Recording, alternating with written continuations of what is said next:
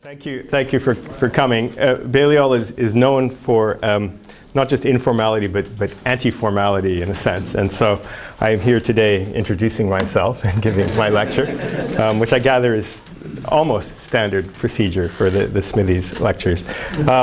I've already given a couple of talks this year, so some of you may have seen me, but I'm Keith Krause. I teach at the Graduate Institute of International and Development Studies in Geneva.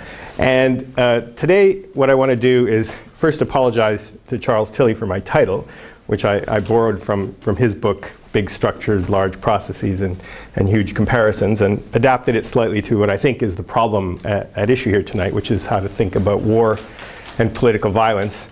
You could even say this is a set exam question. How should we study war? And I'm going to deploy a few ideas, talk about some complex processes, and make some difficult comparisons. I want to start with a small story. It's familiar to all of you, but it's going to illustrate exactly what I think the nature of the problem is here. And it begins in December 2010 when a young street vendor in Tunis, Mohamed Bouzazi, sets himself alight in a small city 100 or so kilometers south of Tunis as a violent and ultimately suicidal protest against repeated humiliation and harassment and repression by local government officials. The next day there were some street demonstrations in Sidi Bouzid, his city. They reached Tunis 10 days later. Trade unions, lawyers, human rights leagues got involved. This became a protest about jobs, against unemployment, against corruption. And just under a month later, the President Ben Ali resigned. Now then we know what happens afterwards. Demonstrations spread across the Middle East from Morocco to Yemen. In Egypt, President Mubarak resigns also 1 month after that in mid-February. And that story unfolds. Protests in Benghazi and Libya erupt in mid-February. That turns into a civil war with international intervention. And Muammar Gaddafi is captured and killed in October 2011. And since then things fall apart in a most dramatic fashion, both in Libya and in Syria, which also saw its protests start in March 2011. We have a large-scale civil war, the largest war of this decade in Syria and northern Iraq. More than 100,000 people have been killed. And how should we make sense of all of this? And can we actually talk sensibly upwards from incidents in places like Sidi Bouzid all the way to events in Syria? I want to argue that international relations as a discipline, and I know that some of you are international relations scholars, but many of you are not, focuses fairly myopically and almost exclusively on the war side of the situation. They take as their starting point the occurrence of large-scale violence, and they begin the story of what happens after that has occurred. And there's very little sense of the broader dynamics, or what Charles Tilley would have called mechanisms and processes that underlie and can lead, but not always, to these huge outbreaks of organized violence.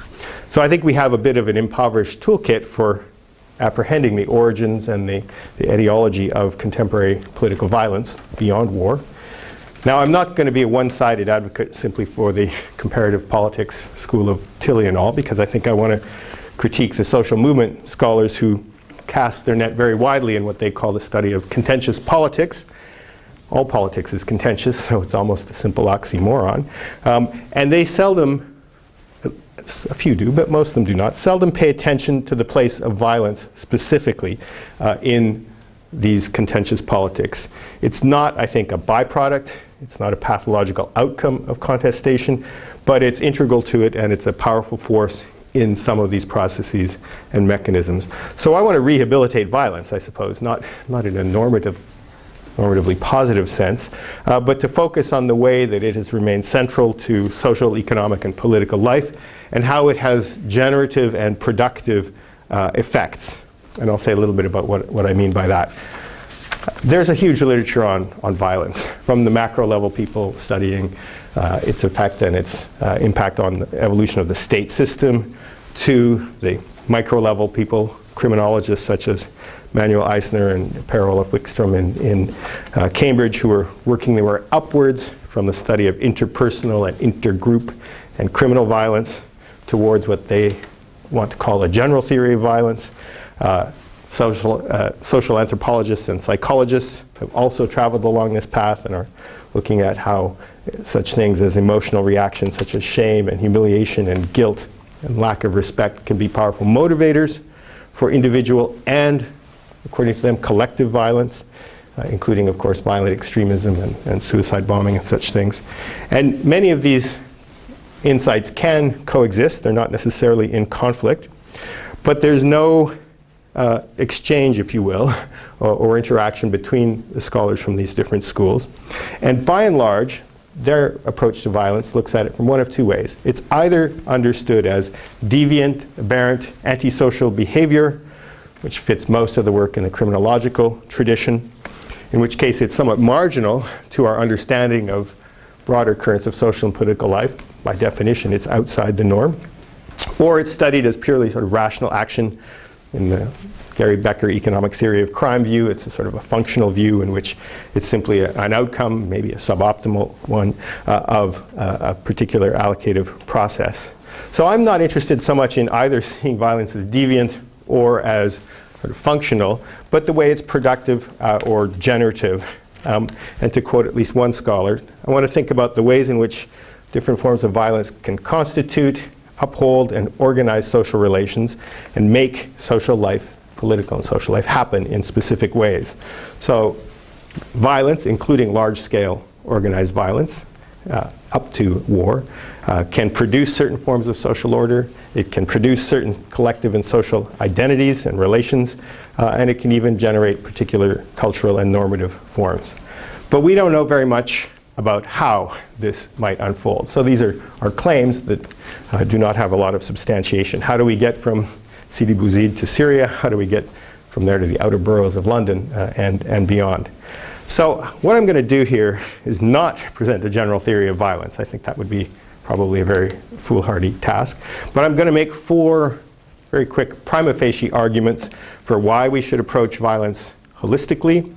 Then I'm going to give a couple of minutes on what we could think of as the empirical foundations of this. Not a lot of numbers and no charts and graphs. And then I will fill in a little bit about what I mean by political violence and how we probably should broaden our conceptual toolkit to have a larger understanding of political violence for the 21st century. Maybe if I have a few minutes, I'm going to return to my prima facie arguments and put a little bit of weight behind them at the end. So here are the 4 things that animate me on this, or the 4 kind of prima facie claims. The first is that many contemporary forms of violence are hybrid or hybridized, with violent actors simultaneously pursuing both political and material or criminal goals, or with different forms of violence coexisting in the same time and space. And this renders a clear separation between the study of so-called political and so-called criminal violence impossible. And indeed, it actually means that the links between the two ought to be our object of study. The second claim is that war and armed conflict are not distinct from other violent dynamics within states and societies, and the different forms of violence can have generative effects both top-down and bottom-up. And traditionally, in international relations, we have focused on the most powerful effects: large-scale interstate conflicts or large-scale internal and civil wars between formally organized actors. And we've considered low-level interactions to be the product of these large-scale processes. And I think that, at least as a prima facie claim, it can work both ways. That micro-level forms of violence can lead to and feed upwards into the unleashing of larger-scale violence through mechanisms and processes, to use Tilley's phrase here. And we don't have much evidence either way, but at least we should not presume that it's top-down. And the third claim is that non-state armed actors cannot be neatly classified into political and or criminal groups, and indeed they have certain fluid and transformative identities that themselves are the product of, the outcome of the process by which violence unfolds. And they share certain characteristics across types. There's a kind of, we could say, institutional isomorphism that we can see that characterizes gangs, organized criminal groups, and more conventional armed groups through such things as their patterns and means of recruitment, their organizational structures, their financing mechanisms, some of their symbolic behavior, and the complex links that they have with state actors, which can be found in different times and places.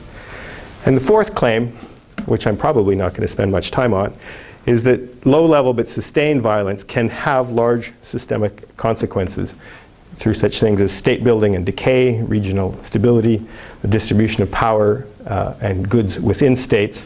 And much of this is not captured by current scholarship that focuses only on the really big and formally organized violent exchanges between pre-constituted actors. I put those in abstract terms. I didn't give any illustrations, but I'm going to come back to those four claims and fill them in a little bit later in this. Okay. Well, I'm going to now spend a couple of minutes on a few facts and figures, which are drawn from a large-scale data collection project that I've been involved with in Geneva. And I mentioned this a few weeks ago to a couple of you and gave some slides, but I'm not going to do that today.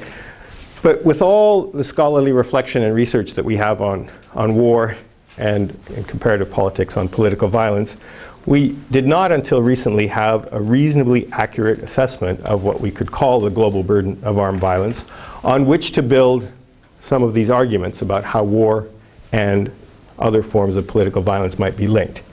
We have pretty reliable data on conflict deaths and wars, but it only covers recent decades and has some really serious limitations. We have almost no synthetic or systematic overviews of the scope of political violence in non-war settings. What we have is incomplete, doesn't have common definitions of such things as what constitutes gang violence or riots or certain thresholds for demonstrations and so on. There are some people who have gathered lists of this, but I think they abandoned the task very quickly for various reasons. And there are not very many cross-national comparisons of the scope, scale, and distribution of violence within states. So we have some very good idiosyncratic or case study work, places such as Indonesia and Pakistan and the Caucasus and elsewhere, but very little cross-national comparison. So one result of this is that we don't really have a reasonable way of knowing if, from a comparative perspective, post-election violence in Kenya or in Thailand is exemplary or representative or marginal in the global scheme of things. And the result is that a lot of the case study work that's been done on this is essentially opportunistic and comparative only in the very weakest sense of the term. So I'm going to fill this in with a few commonplaces about war and violence, and they're going to illustrate a few of these shortcomings that I can highlight. Most analysts would agree that interstate war is nearly obsolete, using data from the Uppsala conflict project, which itself is the inheritor of something much older called the Correlates of War project that goes back to the 1960s. Their latest data says that in 2013 there are only 7 wars that had more than 1,000 battle deaths. And if we lower the threshold down to 25 battle deaths, we get about 33 conflicts that were ongoing in 2013, including those 7 large ones. 24 of those were internal or intrastate. None of them were purely interstate wars. And several of them were so-called internationalized internal conflicts, which is probably what you would characterize what's going on in Iraq and Syria and elsewhere. We also know that the overall number of wars has declined, at least defined in this narrow way from the relative high in the Cold War period, around 30 or so, to around, from 50 down to around 30 or so. And if this is our perspective, and it's the predominant one in international politics, then the problem of war is relatively minor and declining, and perhaps even stable from a human point of view. According to these counts, about 30 to 60, probably more in the last 2 years, 30 to 60,000 people have died each year in war so defined. Now, just for comparison, according to the WHO, there were about 500,000 malaria deaths in 2012, and 1.2 million road traffic deaths worldwide, a high percentage of which are pedestrians, by the way, and in places such as Africa and Asia. So this really puts the problem of war in perspective, and you might understand why public health people don't spend a lot of time worrying about this kind of violence. And it did make intuitive sense, at least during the Cold War when the Correlates of War project got off the ground. It did make intuitive sense to think that there was a link between the scale and the intensity of violence and the kind of order-producing or disintegrative effects that it could have locally, nationally, or globally, which was why they picked such things as a threshold of 1,000 battle deaths. And in recent years, as they've lowered this, it's to try and account for the fact that interstate war is relatively obsolete. Okay, what's wrong with this picture? Well, it's only a small, indeed a very tiny part of the global burden of armed violence. And if we approach this from the opposite end of the spectrum, which would be the criminological or the sociological perspective, and simply say how many people die violently around the world, the figure for that is around 508,000. That's a fairly precise figure. And it's based on an aggregation of all sorts of data that comes from UN Office of Drug and Crime, various national homicide statistics, and some detailed national studies. Now, only about 15% of that burden of violent death is in so-called wars and armed conflicts. The remainder, which is 400-odd thousand, die in non-conflict contexts, and it's very tricky to define something by a negative. It's non-conflict violence. And a significant proportion of these, and I think you should keep this in mind, probably around 5%, occur at the hands of the state or its agents. Now, some of the most violent countries around the world are, of course, war zones. Syria, Afghanistan, South Sudan. In previous years, Colombia was a little higher on that list, Iraq. But an equal or larger number are actually found in places such as Latin America and the Caribbean, Honduras, Venezuela, El Salvador. Those are all more dangerous, if you measure it by deaths per 100,000, than Afghanistan or Iraq until last year. Colombia, Jamaica, Guatemala, South Africa are all on this list as well. And there are other countries that have relatively high levels of absolute violence, but because of their size, they do not have an extremely high violence rate.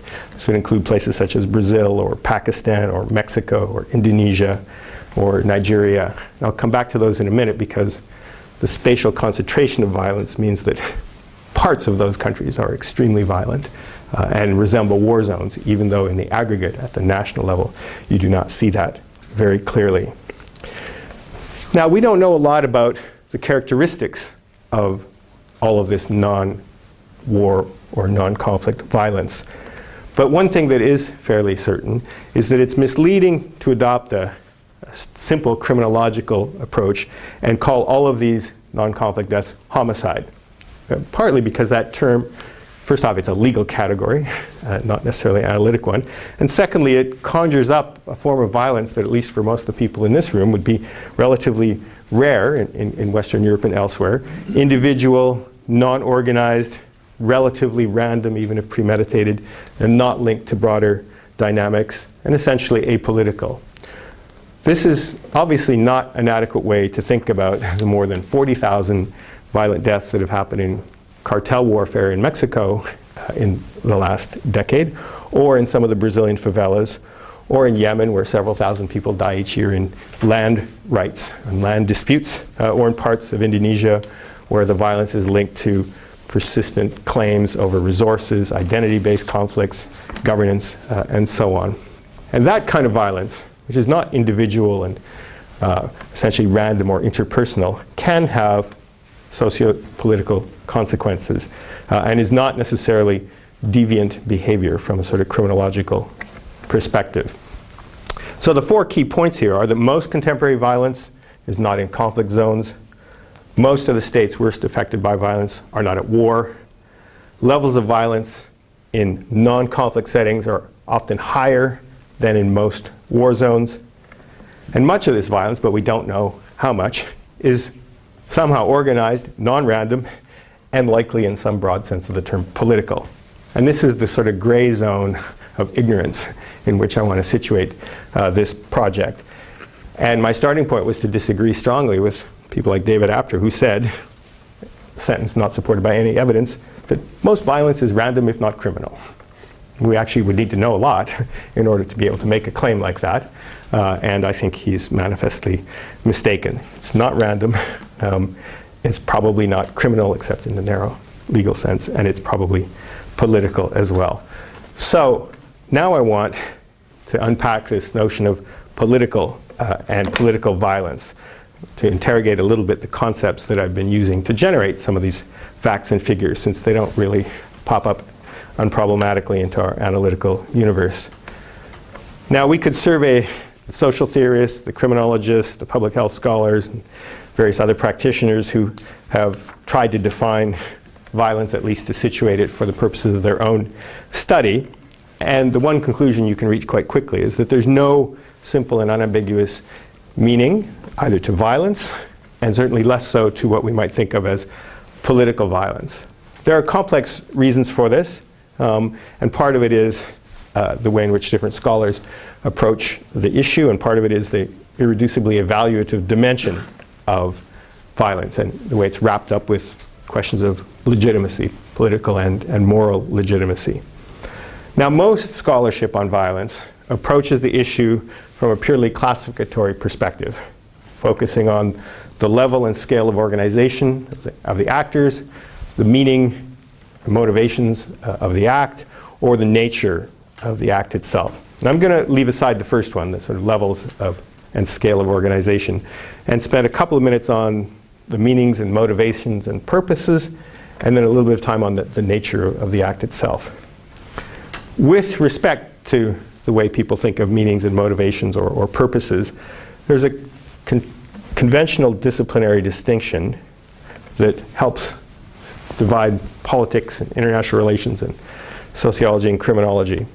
And it usually works something like this. There is politically motivated violence, war, formal and less formal forms of armed conflict, terrorism, etc., which is the standard subject area of IR.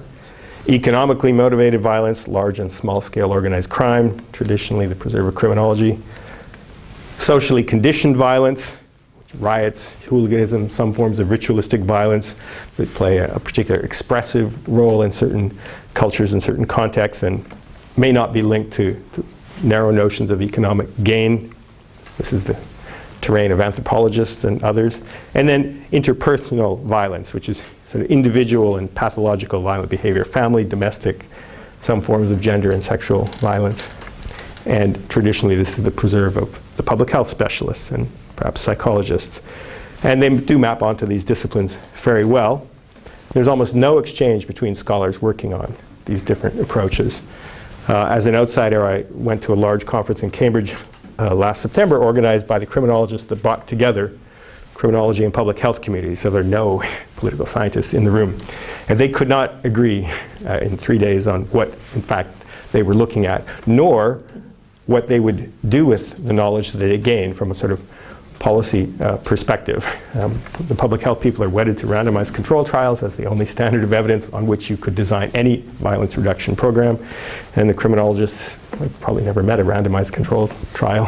At least most of them didn't think that way. Scholarship is moving away from a holistic approach rather than towards any kind of integration between these different categories. And of course, once you erect your categories of analysis this way, there's very little room for analyzing either the way in which these different forms may be linked or the sort of hybridization of violence that I will come back to in a couple of minutes. Now, with respect to the nature of the act, the dominant focus has been on purely physical violence causing injury and bodily harm. The data sources that I cited earlier all focus on lethal outcomes, and this choice has some unhelpful consequences for how we think about how different forms of violence are related. Within criminology and sociology, perhaps they're a little less tied to lethal violence, but are still predominantly focusing on such things as gang behavior and riots and demonstrations and other things that can cause physical harm or destruction. And this sort of explicitly somatic understanding of violence has, I think, some at least three limitations that I want to focus on here. I'm going to call them violence that's unseen, violence that's unspoken, and violence that's uncounted, And the labels, despite being cute, don't exactly convey what I'm going to refer to. But let me unpack a little bit what happens if we try and broaden the notion of violence from a purely physical or somatic understanding of violence as physical harm caused directly by another person. Well, the first thing I want to do is talk about violence that's unseen. It's not invisible in the strict sense, of course, but it does not depend on the direct infliction of physical injury or on physical acts that are proximate in time and space to a particular outcome, and therefore it doesn't have a very narrow concept of agency that places the emphasis on interpersonal dynamics, identifiable perpetrators, and clear violent acts designed to cause immediate harm. The best example of this kind of unseen violence is what epidemiologists call excess mortality or indirect deaths in conflict. So some of you may be familiar with the debates around the level of death and destruction in the Democratic Republic of Congo, in particular in the period between 1999 and roughly 2006. Depending on your source, and there were several good public health studies done on this, between 3 and 5 million people died. About 10% of them violently. So from an epidemiological point of view, the vast burden of that war, principally in the eastern DRC, was indirect. And it was on excess mortality caused by immediate or rapid removal of access to basic services, to clean water, to food, to simple health care. And it's done in the same way that epidemiologists measure all forms of excess mortality, which is by taking a baseline rate and then calculating in subject population what the elevated rates of mortality are, usually among the under 5 and over 50 or over 60, depending on the population, and comparing the two. How many excess deaths? This is the same way you calculate how many people die of heat stroke in particularly hot. This is not something that happens here, of course. But there was a recent heat wave in Paris where several hundred people were alleged to have died in the summer. And of course, nobody actually dies of what you would call a heat wave per se. You die of various other things that are related to that, but the deaths are attributed to the heat wave simply by calculating the excess mortality. Now, not surprisingly, and this foreshadows just a little bit one of my points, the bean counters who focus on capturing the burden of conflict through such things as battle deaths and calculating the actual number of casualties are going to miss all of the excess mortality that occurs in large-scale conflicts, such as in the Democratic Republic of Congo or in Darfur during the period when the Janjaweed was active, or more historically, as documented by people like Timothy Snyder in Bloodlands, where he points out that of the 14 million civilians and prisoners of war that were killed in that zone between Germany and Russia between 1933 and 1945, more than half died because they were denied food. 3 million of them died in the political famine in Stalin's Ukraine. Almost none of them were shot. Almost none of them were victims of direct violence, but there are physical harms with lethal consequences, and even though the chain of agency may be a little bit longer, it is usually perpetrated by the state and can be captured.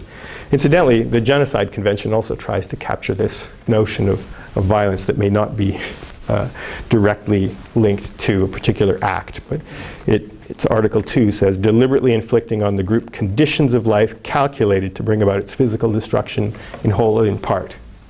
So you do not have to take people out and shoot them in order to be guilty of genocide.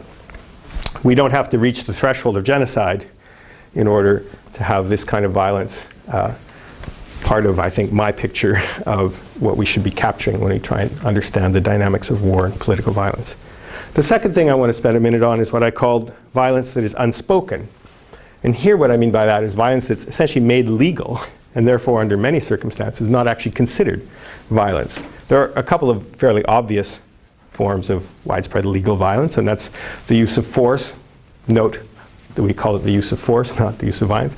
Use of force by authorized agents of the state, police, gendarmes, paramilitaries, and others even when this goes beyond the boundaries of what might be considered as legitimate. So in Nigeria, for example, to quote a report by the Open Society Institute, police commit extrajudicial killings, torture, rape, and extortion with impunity. They routinely carry out summary executions of persons accused or suspected of crimes. They rely on torture as a principal means of investigation, commit rape of both sexes, and engage in extortion at nearly every opportunity. Quote, literally hundreds of Nigerians are killed each year by the Nigerian police force. In Jamaica, the Dominican Republic, Rio de Janeiro, Sao Paulo, and other places where I've been able to find data, these kinds of forms of police violence and extrajudicial killings are commonplace. In some of them, they represent between 13 and 40% of the total burden of violent deaths. So it's not an insignificant amount, and globally it's probably about 5% of the burden of lethal deaths, excluding all of the other forms of physical violence, including torture and rape and extortion and other forms of violence. So when conducted on a very large scale, this fits with what Rudolf Rummel has called democide, which is the intentional government killing of unarmed persons or people. The second example of violence that is unspoken, and it's stretching my boundaries far, but I'm doing this for a particular reason that I'll come back to in a minute, is violence against women and other forms of domestic or gender-based violence when this is made legal. Because of course when it's legal, it's not considered violence. When no one is prosecuted for honor killings or when no spouse is charged with criminal violence for extreme forms of physical abuse, then this has been made unspoken in some sense. There are between, and here the range of estimates are very wide, between 5,000 and 20,000 honor killings each year, most of which, the vast majority of which, go unprosecuted. And of course the phenomenon of sexual violence in conflict zones, which has received much media attention, including here with William Hague and Angelina Jolie, and a new center at LSE called the Preventing Sexual Violence in Conflict Initiative, which I think is attempting to try and deal with this phenomenon, but they don't have a very good picture of its scope or amplitude, but what they do have is a strong sense that it is considered or often not legally sanctioned. And finally, we have lethal violence that's uncounted. And I've already given some examples of things that are excluded. And I'm not going to spend a lot of time beating up on the Uppsala conflict data project, but I will give a couple of examples of the way in which international relations scholars think about lethal violence and why that might be particularly limiting for even their own purposes. In the case of Iraq, for example, which by all accounts was a fairly large war, the Iraqi body count, which has made its business of counting every casualty, and they've now broadened it to a project, I think, called Every Casualty Counts. Their most recent total from 2003 to 2015 is around 135 to 155,000 documented civilian deaths from violence. And if they include combatants, it gets up to over 200,000. Now, let me just pick one year in there, 2006, which is a particularly violent year. If you go to the conflict death databases that IR scholars are using for their analysis of war, they get figures of around 5,000 or so, which is probably a fairly high estimate on their part. And this is of battle-related deaths for what they call identified fighting between the government and different armed groups, and they list all of them. If you add a few other violent deaths that cannot identify the perpetrators for, they get to about 6,000 battle-related deaths in 2006. Now the United Nations study, the United Nations in 2006 did a study where they counted all of the information from morgues and hospitals and municipal authorities, and their conclusion was that there were 34,000 violent deaths in Iraq in 2006, which includes not only these narrow conflict deaths, but attacks on civilians and homicides and everything. So we have a range of numbers that go from 4,000 or 5,000 up to 30,000, which is not quite an order of magnitude. And this tells you that whatever you're doing, you're not likely to be capturing more than half of the violence perpetrated in that country if you are focusing only on identifiable perpetrators of battle-related deaths. I think this is also normatively a little bit questionable. The only time the only time a death counts is if the coder can identify the perpetrator, and otherwise you don't figure in the analysis. And that is ethically troubling, aside from the fact that it gives us a very misleading notion of what the overall burden is here. Okay, let me pull this together a little bit. I've given you some ideas of how I think violence needs to be thought of a little bit more broadly than very narrowly somatic physical harm, how it needs to include a slightly longer chain of agency, and how we have to be careful about what we count, and the categories that are used to make certain kinds of violence essentially disappear from our picture. I've been also using a fairly broad notion of the political in this idea of political violence. Most authors in comparative politics who write on political violence, and you can Google Scholar this as you wish, are not particularly explicit about their definition. They work with either very common categories, communal violence, ethnic conflict, civil war, etc., or I think, as Charles Tilley and Sidney Tarrow and others, they have a kind of I know it when I see it approach to political violence. And their case studies, and I'll pick on them for a moment, include such things as the French Revolution, the American Civil Rights Movement, Italian unrest in 1968, the Mau Mau in Kenya, the Philippines in the 1980s, Tiananmen crisis in China, the anti-apartheid movement in South Africa, Italian unification, Swiss 19th century politics, and Mexico since 1968. That's an incomplete list, and that's all in one book. It's an unusual list, and it's purely opportunistic, if you will. I think that we need to do a little bit better than that, at least if we're going to go forward with this agenda. And I would think we could be explicit in at least three ways, very simply. We can say that most narrowly, of course, political violence is violence that's pursued for political ends. And most IR scholars and most comparatives fit in this. It's the narrow traditional notion of organized groups with articulated ideologies, some kind of agenda, and so on. I think it's too narrow. It's a starting point, but it's too narrow because one result of that is that researchers pay more attention to what Christian Davenport calls the evils done against governments by dissidents and so on, than by the evils done by presidents and police and military against those within their jurisdiction. So the first thing we want to do is rebalance this by not just thinking about violent actors pursuing particular ends. So the second thing we should do is expand it to include any forms of violence, using my broad definition, that implicate the state and its repressive apparatus. Any time in which the state uses its legal monopoly over the use of force and its sovereign prerogatives to perpetrate violence as a form of violation, which could be understood as sort of violating the personal integrity rights that are concerned with individual survival and security, such things as freedom from torture, disappearance, imprisonment, wrongful imprisonment, and of course extrajudicial execution and mass killing. And these forms of violence, even when they're indirect or legal, can have powerful social and political effects. This would be one way to think about how we get from Sidi Bouzid in Tunisia to Syria. That violence was being perpetrated already.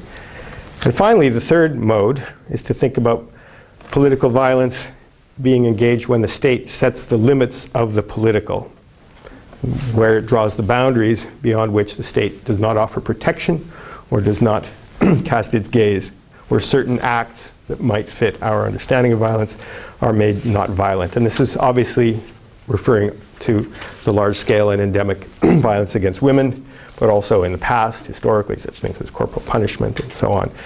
I gave you the figure on honor killings. I've also checked the figure gathered by the National Crime Statistics Board in India of dowry deaths, which counts 100,000 dowry deaths in India since 2001. And those are the only the ones that they capture. But most of these, the vast majority of these, are not in any way prosecuted.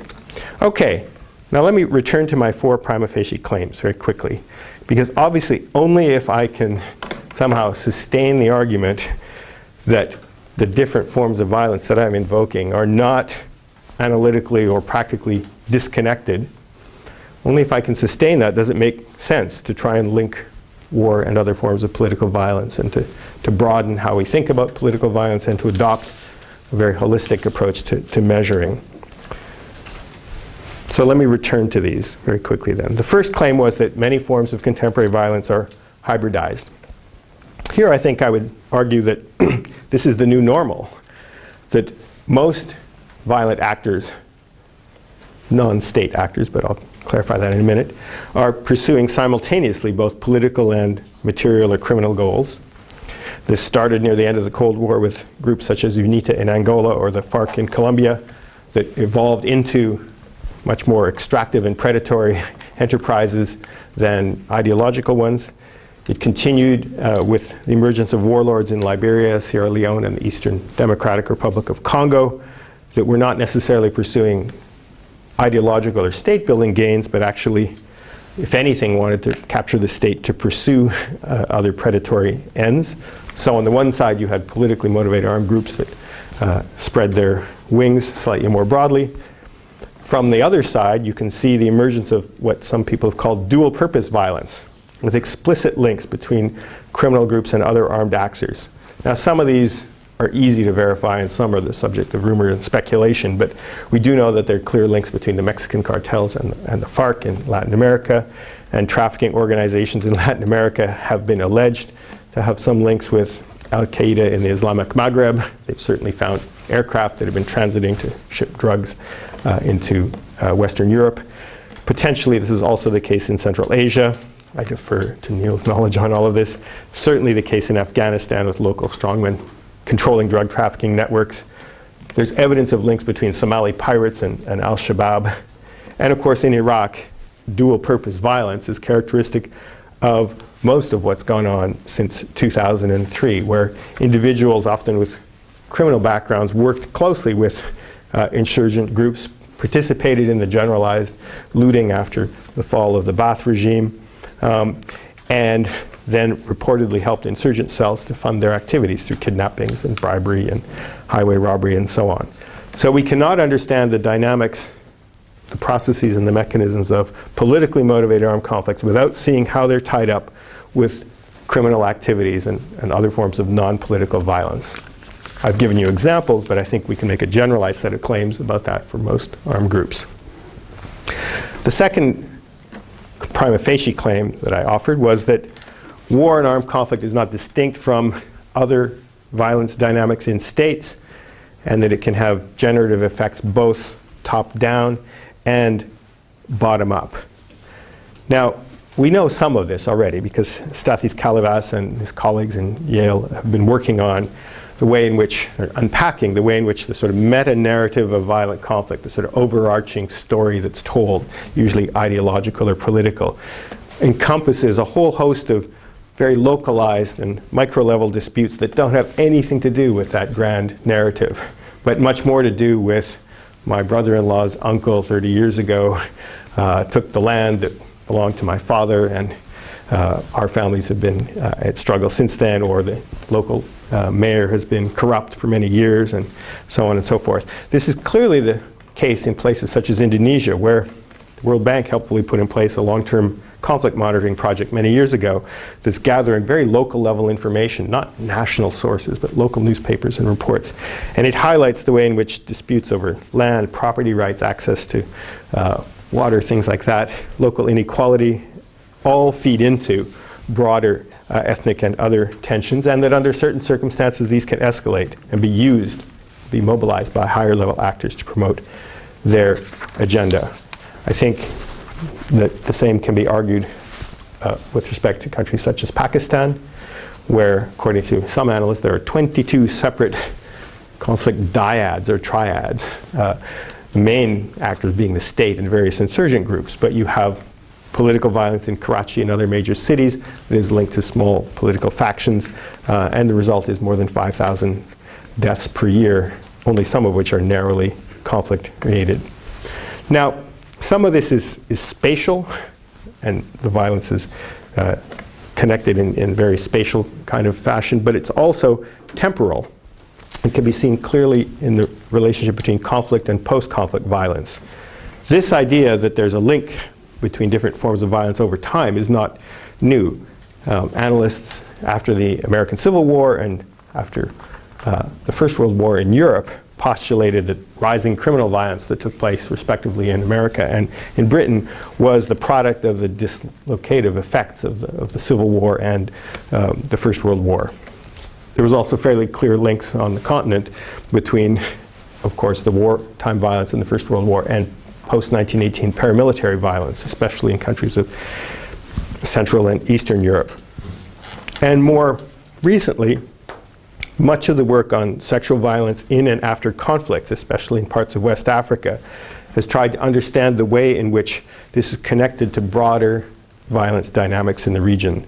According to a couple of analysts, Maria Baz and Maria Stern, the exclusive focus on sexual violence hampers our understanding of the relationship between sexual violence and other supposedly ungendered violence, and all of these forms of violence are to a large extent manifestation of the same systemic failures and mechanisms that underlie it.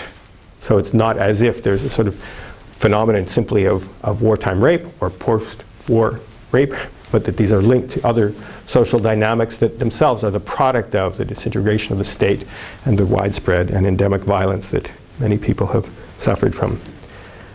Now there are those, such as Val Hudson and Mary Caprioli, who have also taken this even further. Their work is mainly qualitative or quantitative and macro level. They want to argue that it's not as if conflict violence can cause high levels of sexual and gender-based violence, but that there are some very deep links. Again, this is at a macro level, but their claims are that states with higher levels of gender empowerment or gender equality use military force less often, that the severity of violence that they engage in is lower. Conversely, states with lower levels of gender equality are more likely to be aggressors and to initiate force in interstate disputes, are less compliant with international norms, less likely to have good relations with neighboring states, and so on. So they're trying to find some links. This is not an explanatory, this is merely a correlative exercise on their part. But I think it's at least suggestive for the sorts of things that we need to try and examine. The third thing, and I'll tell you already, I'm going to skip my fourth one. The third prima facie claim I made is that armed actors have a certain amount of learning, emulation, and isomorphism across different types. This can be seen in all sorts of ways. The first is that the notion of a non-state armed group is a misnomer, since it leads us to think that there are substantive differences between these types of violent actors and between non-state armed groups and other kinds of legal groups. This is wrong on a couple of counts. And the first is that armed groups, whether they're criminal or conflict related in Africa and elsewhere, are intertwined with and in many cases inextricable from state actors. They've been trained by, they've been recruited from, or they have their origins in state institutions, sometimes in state-sponsored militias and self-defense groups. And you can see this by the recruitment patterns for the leadership of these groups. Klaus Schlichter has looked at many groups in West Africa and showed that they have been trained in state institutions. I believe that two of the generals of IS, this is Audrey Cronin's presentation last week, are former Ba'athi. Two of the leaders of IS in northern Afghanistan are former Ba'athi generals of Saddam Hussein. The Zeta in Mexico was recruited among former members of their special forces and emerged from that. Politicized street gangs such as the Bakassi Boys in Nigeria or so-called veterans militias in Zimbabwe also perform particular functions for state agents and were co-opted into and then moved out of the state. And as a noted scholar of gangs, Sudhir Venkatesh, pointed out, many street gangs around the world appear to have intricate relationships with militaristic organizations in their respective nation states. This should not be surprising, but analytically we don't have any means of actually coming to terms with the way in which these groups may have certain common features. Now I pointed out what some of those common isomorphisms might be, and I highlighted rites of passage, forms of recruitment, the violent acts they have. It's gone so far as that some scholars, such as Luke Dowdney in Brazil, write of so-called child soldiers of the drug wars, where the patterns of recruitment of young people in the favelas of Brazil were, according to him, very similar to the same patterns that you saw with so-called child soldiers in more formally organized armed groups. You have cultural forms, in particular certain forms of music, clothing, dress, etc. jihadi videos set to music, Mexican narco corridas, etc., and ways of relating to the local population, and demonstrative and expressive violence that takes place also in some of these groups in similar and perhaps seemingly imitative ways. Okay, the last claim I made is actually was about the way in which low-level and sustained violence can have systemic and structural consequences. And here I get to do a bit of promotion for my next lecture on war, violence, and the state, because that's what I want to look at in those. I want to look at the way in which there are different articulations of the relationship between the state and violence, and the way in which different forms of struggle have been fought to determine how some of these forms of violence are legitimate or not. So I'm going to defer that one to part of my larger agenda. I think by way of conclusion, I would simply say that in order to think clearly about war and political violence, we have to adopt this perspective that goes beyond what international relations scholars take as their starting point, which is violence across a certain threshold, and an underlying assumption that it is instrumental or functional in its purposes. We have to look at the way in which different and broader understandings of violence can lead us to understanding the processes and mechanisms that can escalate. And we have to take what I'm going to call, or what Tilly and Tarot call, a processual understanding of the way in which violence unfolds over time and space. Thank you. Now,